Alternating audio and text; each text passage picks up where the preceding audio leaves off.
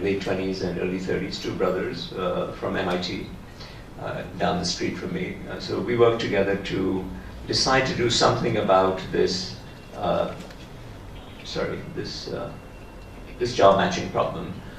And our core notion was that if we had a better computer-driven, so-called machine learning-driven, those of you who might have a technical or a math or a computer science background would recognize the term. It's a form of adaptive learning, but if we have a better way to test people and to learn more and more as more and more tests are done, so the tests get more and more accurate, more people take them, the better the likelihood of our being able to match the particular strengths of an individual to a particular job opportunity.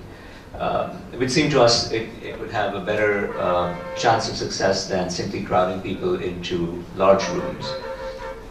So that's what we set out to do. We started a company called Aspiring Minds about 5 years ago, 5+ years ago in New Delhi.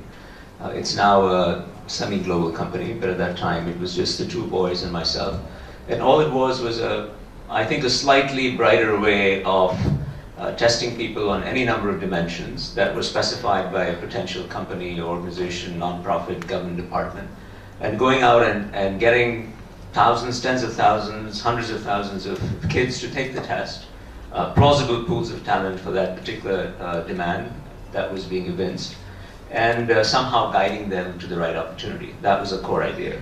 Now, it didn't matter whether the test that we were doing was for a very abstract skill, like writing complicated code for a computer, or indeed some of the people that we saw in the field today, your Shastro Shevikas, your healthcare workers and things of that nature. So it doesn't matter what level of cognitive ability necessarily is evinced, as long as you could specify what the attributes were that you wish to see, we could use our algorithms which are of course just a very abstract idea, to construct tests that then were applied to a bunch of people and came up with some answers of what their pluses and minuses were on these dimensions. So that's what the company set out to do. Just graphically, again, millions of companies and many millions of graduates, and you need to find some way to match them, right? I can't see from here very well. Okay, let me look at it here. So to answer questions like, I need a job, will I be employable? How do I signal my employability to potential companies who might employ me? And on the company side, how do we sift through millions of candidates in many instances to find the few tens, hundreds that we might need? And how do we hire those who would succeed in the job in our particular organizational culture? So these are questions that we set out to address. I'll just show you a few snapshots of this that I asked my colleague to send this morning. He's based in Chicago now. So of a particular type in engineering, having to do with entry-level engineering jobs. These are some of the things that we tested for the engineers: language, written and spoken, cognitive skills, functional skills, personality, practical intelligence and soft skills, etc. Using various kinds of standardized assessments. And we found, at least in the Indian data, that as many as 51% of qualified engineers did not know the meanings of words such as absurd, generic, seize, adamant, things like that. So half the people could not, even though it's a world where much business is conducted in English, the engineering world, people could not interpret simple directions that had these common English words in them. 56% of graduate engineers in India did not know how to cut and paste text. 42% of engineers could not divide two numbers or multiply two numbers, two simple numbers. Now, this would be funny, except it's not funny, right? That's the problem, it's not funny. And you can understand the quandary and the problem. Now, when we drove this morning to Manikganj, was it? Yeah.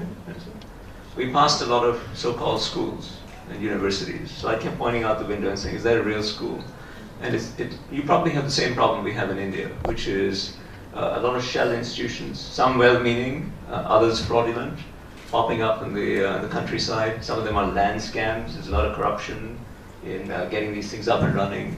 There are quacks who masquerade as teachers, and unsuspecting young people going into them, accumulating paper degrees that aren't worth the paper that they're written on.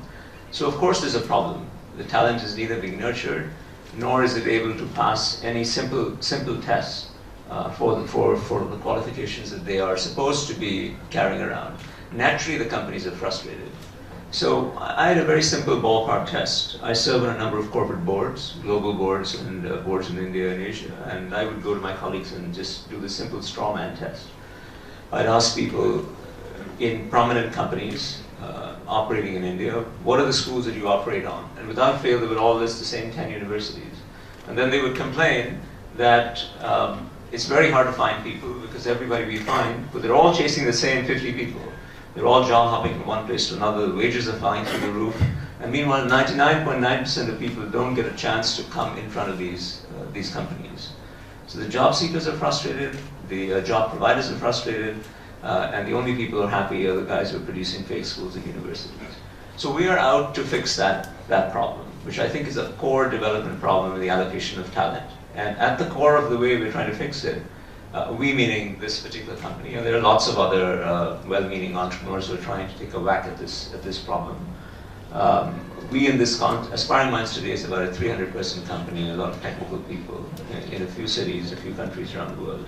But that's the problem that we're trying to fix. We're trying to make it so that any child who thinks, for instance, in this case, that he or she is an engineer should have the opportunity to be tested on engineering attributes, regardless of where they're born, the color of their skin, the village that they came from, the school that they went to. It shouldn't matter whether they went to BRACU or somewhere else. If they can take the test and show on these 15 or 20 attributes, they can succeed. They ought to have a shot at the job. And that's what we're after. And that's what we're trying to accomplish. Now, if you scale that and say that this is not just about engineering, it's about, today in India, for instance, we probably have about 1,000 corporate clients, large corporate clients.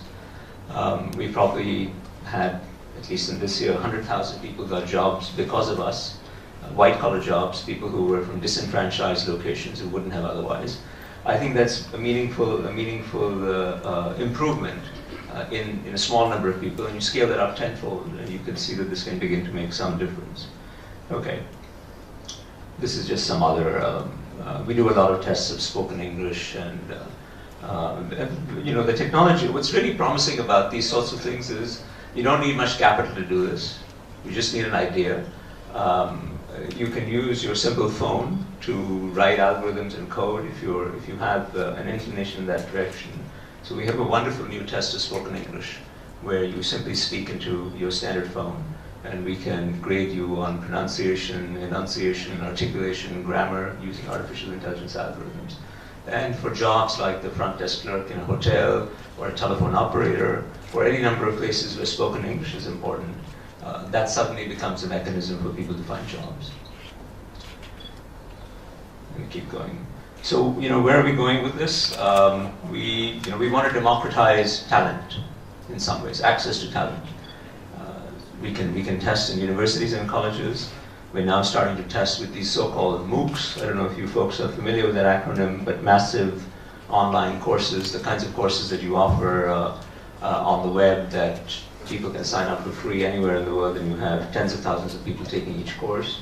We can test them online and provide instantaneous adaptive assessments.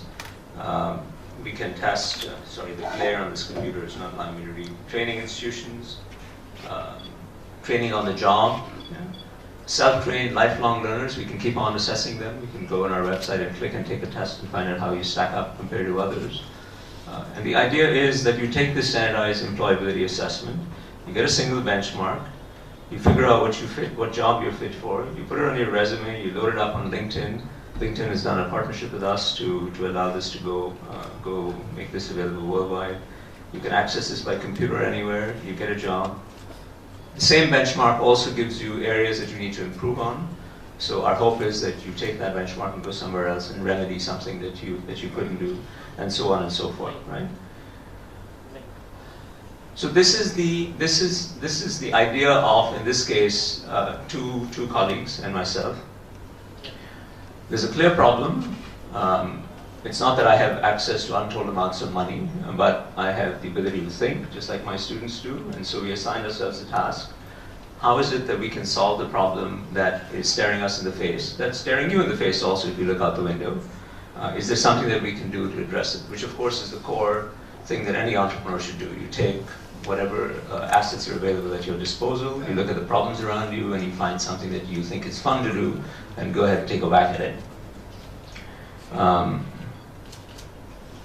So I want to suggest that there's a conceptual framework underlying what I just said, and then I'll relate that conceptual framework to the particular company example that I just gave you, Aspiring Minds.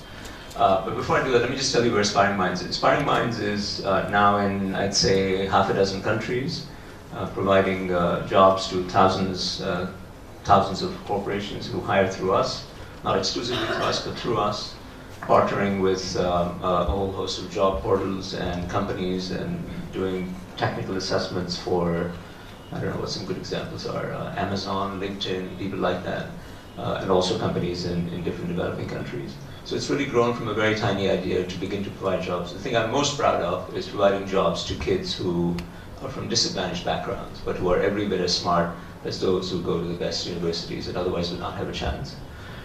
But let me come to this conceptual idea.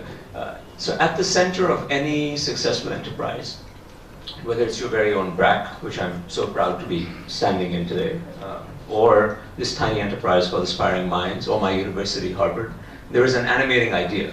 There is something, some insight that somebody had that they felt really good about, passionate about, and want to do something with.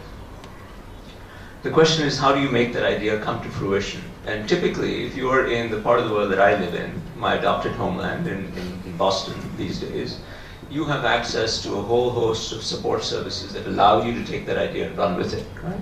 So just illustratively, you have access to risk capital. You have venture capitalists and angels come and offer you money if you have a good idea. You have business schools, I'd say subservingly.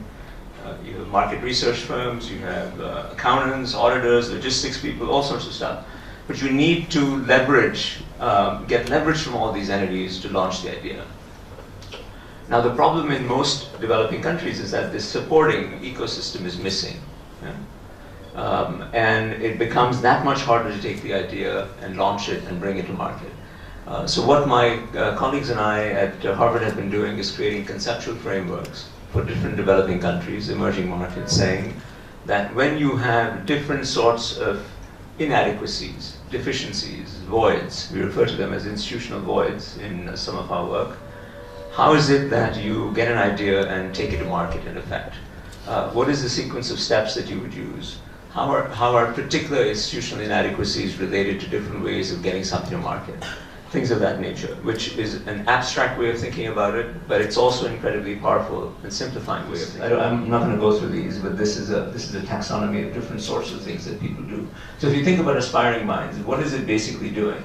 It is serving as what we would refer to as a credibility enhancer in the market for talent.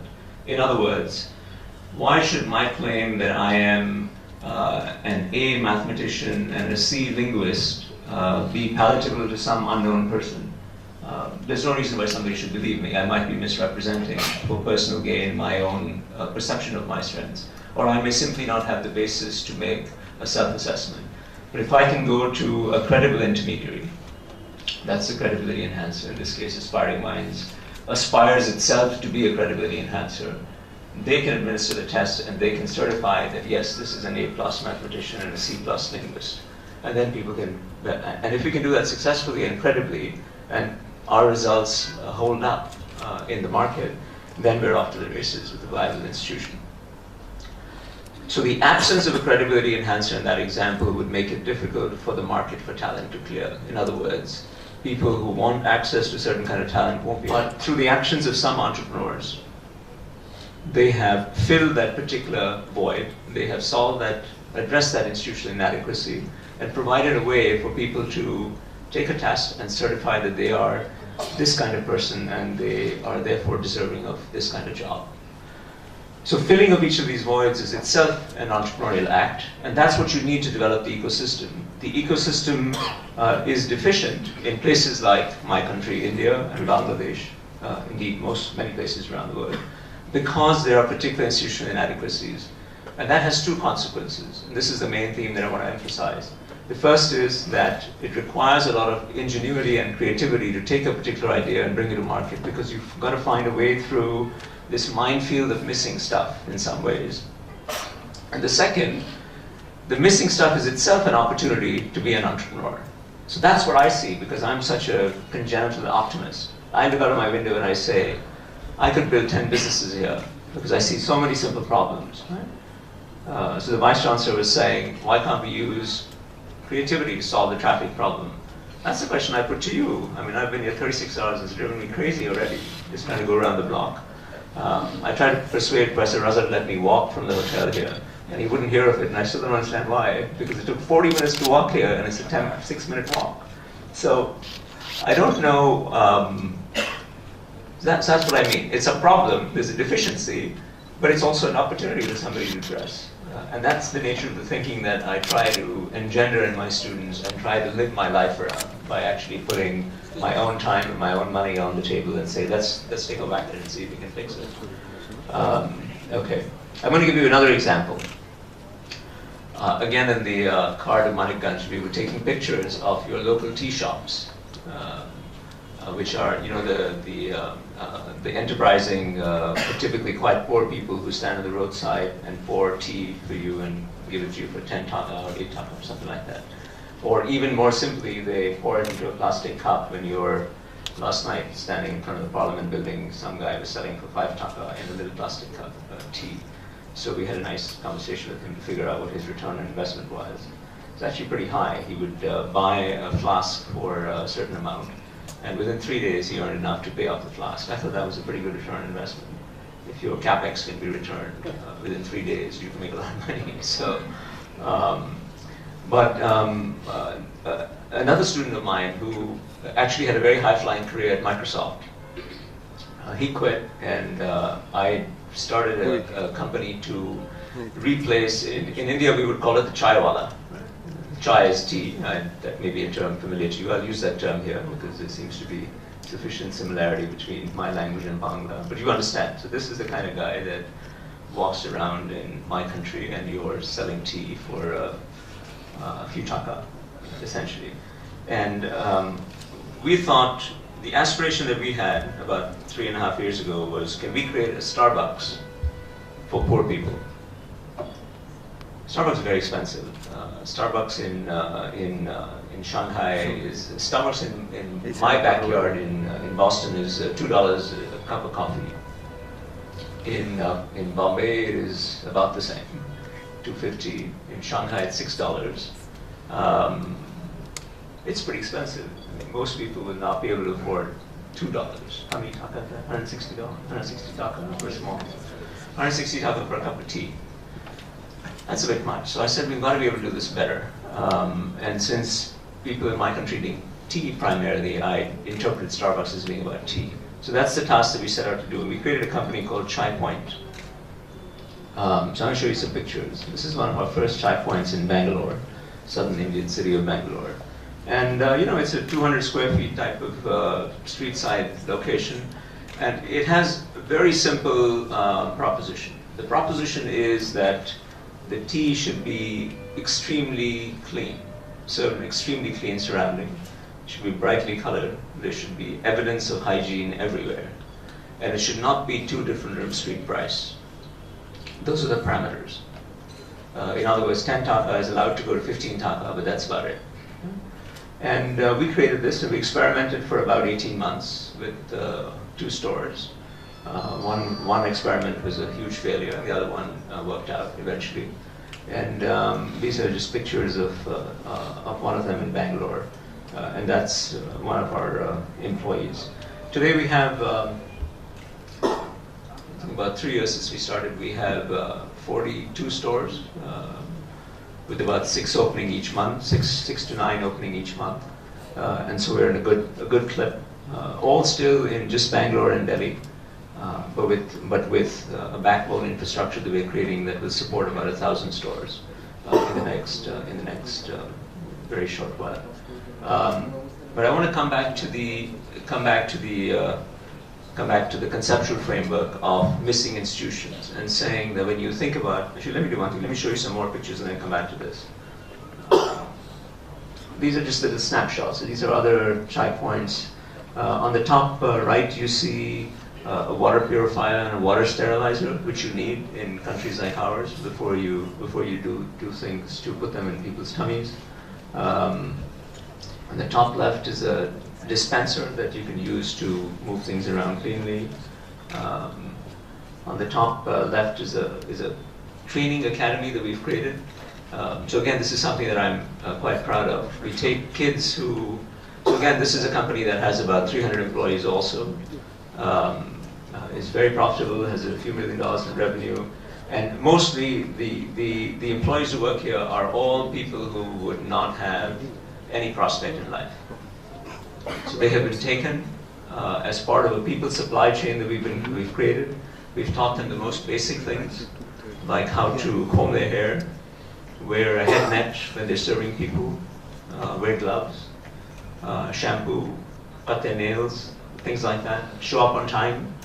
That's what it takes to be an employee.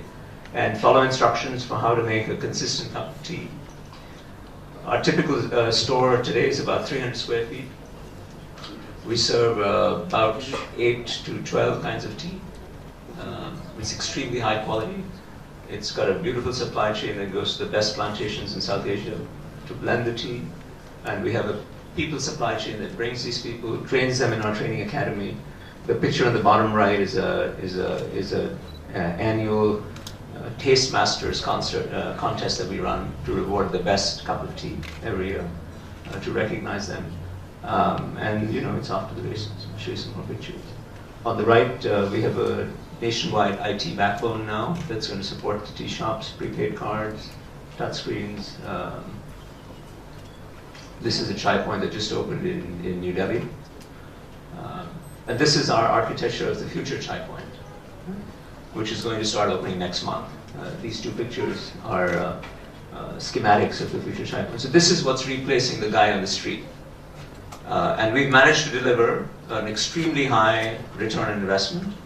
Our lowest price of tea is, so in India, the cup of tea on the street is about 10 to 12 rupees. And our cheapest cup of tea is about 15 to 16 rupees. And then it goes up, 20, 25, 30, depending on what fancy things you want to do. But if you're a poor